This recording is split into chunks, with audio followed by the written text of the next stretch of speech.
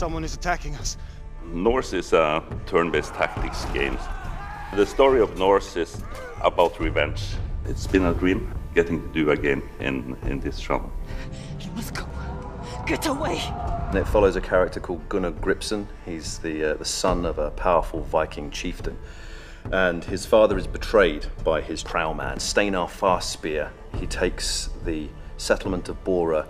Gunnar and his twin sister Sigrid have to escape to save their lives, and the rest of the game is about them gaining the power to take revenge, go back, take back their birthright, and destroy Steinar. It's the story about grief, really. You've gone from childhood to, no, now you're in charge. Yeah. Now you have to face up to it very quickly and come to terms. And I think they've done quite well in showing that in the story and in the gameplay. Yeah, how they progress. That you evolve as a character. I reached out to Giles Christian. A week later I was in London talking to him and his agent, and the rest is history. At the time I'd already written 6 novels in the Viking period, so the idea of getting involved again, getting on a long ship and going raiding was an opportunity I couldn't turn down. Blood!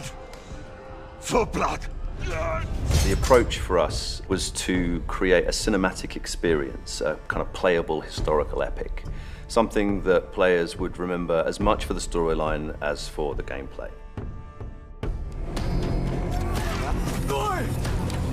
Norse is an archetypal Viking story of revenge, honor. You know, we're not trying to reinvent the wheel, but we're trying to get the human aspects of the Viking world. In terms of, you know, when a Viking warrior died, the most important residuum that he could leave behind after death was his reputation. So we wanted to really play with the idea of our young hero Gunnar striving to take his revenge on the man who betrayed his father, Urijah, becoming a war leader in his own right, and sort of seeing his confidence grow as the story progresses. When you read the sagas are filled with tales of revenge.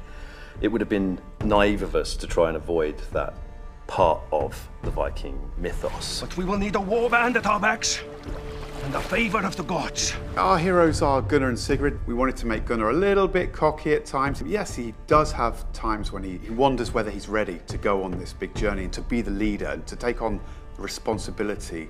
You know, you're leading people into battle. That's a big thing to do, and at times he wonders if he's ready to do that, but ultimately he's always up for the challenge. Sigrid is Gunnar's conscience. She levels him, keeps him in his place.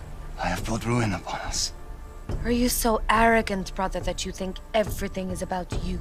It's really rare that you get anything that's so cinematic in gaming. It just read immediately like a piece of cinema. But we need to be strong. I need you to be strong.